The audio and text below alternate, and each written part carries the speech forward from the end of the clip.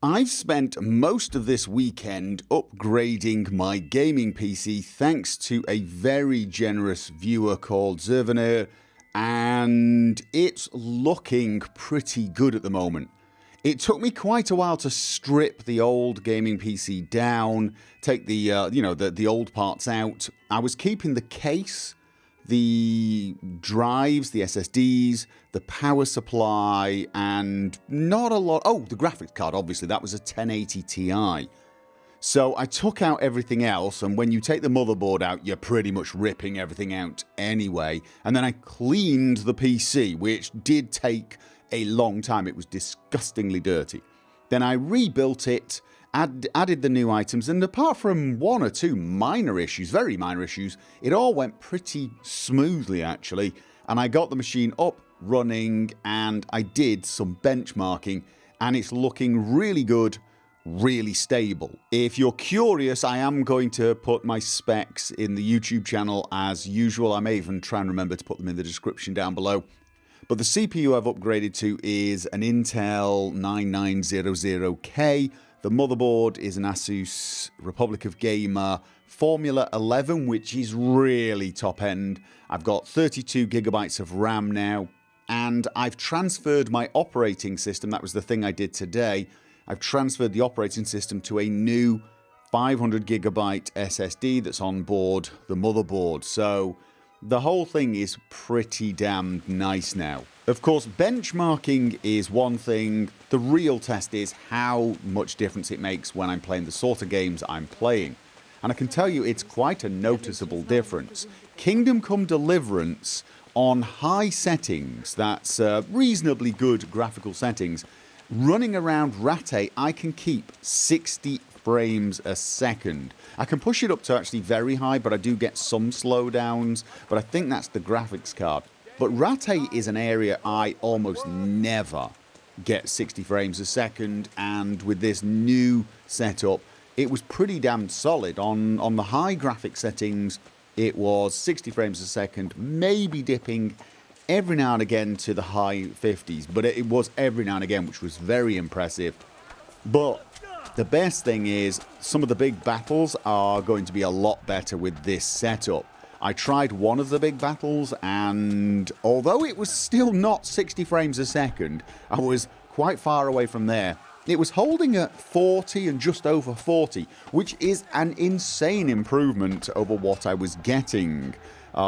It's still quite graphically demanding, the game, in these battles, and when you've got lots of enemies with lots of shiny armor, lots of reflections, there's a lot going on, but 40 frames a second is actually really nice compared to, I mean, there were times on my old system I was getting single-digit FPS. It was, I used to joke about it. Trying to use any skill in fights when it was a big battle was pointless. I'd just run forward and start hitting things with a hammer and hope like hell. With this system, I actually could play around a little. It wasn't, nice 60 frames a second smooth. Still an improvement. But of course, for me at the moment, of more relevance is how would it change Skyrim. Now, you might think to yourself, it's not going to affect Skyrim too much because it's an old game, but you would be wrong.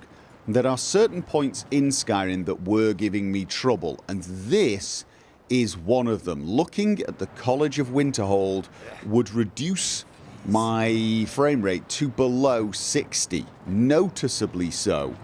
This is probably the worst spot in Skyrim for me, worse than the steps of Dragon's Reach looking out over Whiterun, worse than Winterhold Docks, and it's purely and simply because of the mods I'm using. I'm using an overhaul mod for the college, and I'm adding more NPCs, and I believe that is the true problem with my mod setup on my old system, the extra NPCs. Whereas as you can see now, 60 frames a second, rock solid, no issues whatsoever. And I tried running around, and it really is unbelievably smooth.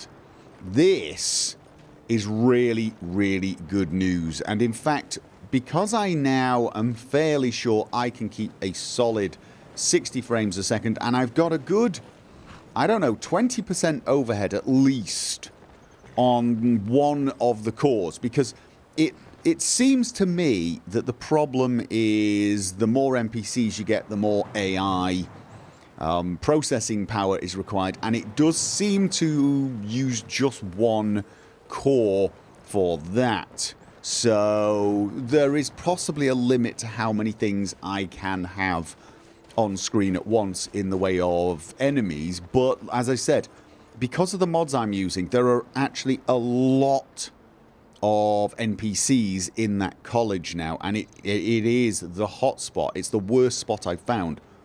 I'm now comfortable pushing Skyrim even further. Now, I've got a couple of things I do need to clean up. For example, somebody has suggested that the problem I'm having with popping textures outside of Windhelm and some other areas is due to too many loose files. Now, believe it or not, I'd not heard this before. I know there's always some discussion as to what is best, archives or loose files, and it's raged on for ages. But this is the first time I'd heard that loose files could cause flickering textures. So I'm going to take some of my bigger texture mods and pack them into BSA files and see if that does improve the flickering. So I'm going to do that. And I'm also thinking of adding a very neutral ENB. I do like some of the features of the ENBs, but I didn't think it was worth doing adding it and hitting my frame rate, because it did seem to drop the frame rate. Even looking at the college, it hit me by about 5 frames a second, which, considering I was getting low frame rates there, was unacceptable. Now, I'm not totally sure what that means, whether it means there are actually some, there is some pressure on my graphics card as well, but it didn't look like it. So I'm not totally sure why the ENB would have made much difference there.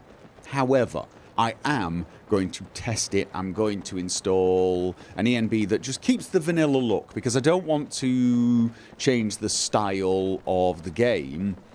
I just want to improve the shadows, the ambient occlusion, the lighting, basically, the shading, rather than, I don't want to make it unbelievably colourful or anything like that, or sharpen the textures or anything like that. I don't want any cinematic or strange filters. I just want slightly better ambient occlusion and shadows, and I'm going to see if that's a possibility as well.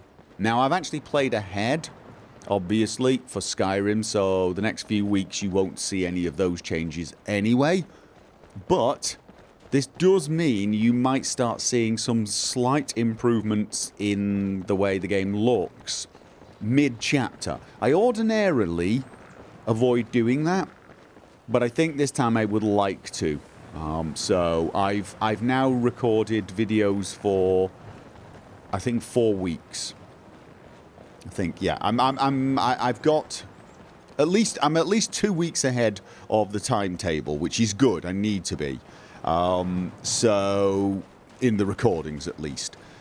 So it will be a little while before you see anything. So be warned. Don't expect an instantaneous change. And even though I am thinking of adding some new mods or tweaking some graphics, don't expect too much either. I'm not going for a radically different look, even if I use an ENB. And of course, I still have to find one that works well with Night Eye. But that's it. So it is looking good. This 9900K system really does feel future-proof for quite some time. I'm still using the 1080 Ti. I know there's a 2080 Ti graphics card, but I don't think it's worth the upgrade at the moment.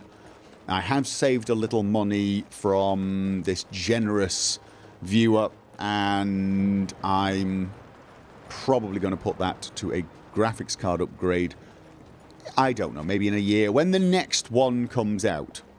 So that is it for my gaming PC now. That is it. It has been upgraded. It is now worthy of the other PC that records the footage, because the other PC is a Threadripper. It's a bit of a monster. It's there to render, record, and stream. So it's looking good. Next stage in the upgrade process for me is going to be a new desk and almost certainly a new chair. Somebody sent me a link to an insane looking chair, actually. An insane looking chair built in Germany.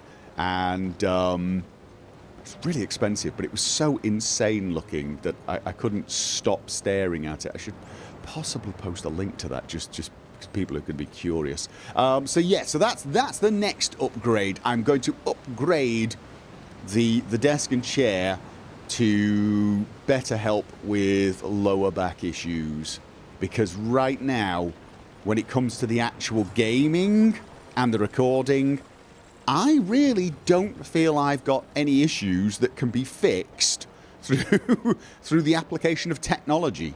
I really don't. I now have an absolutely superb setup, and I mean a superb setup for both recording, streaming and rendering 1440p videos, and I think I'm pretty future-proof for the 4K rendering and recording if I decide to go that route at some time in the future. Although right now, let's face it, priority number one, fix that awful flickering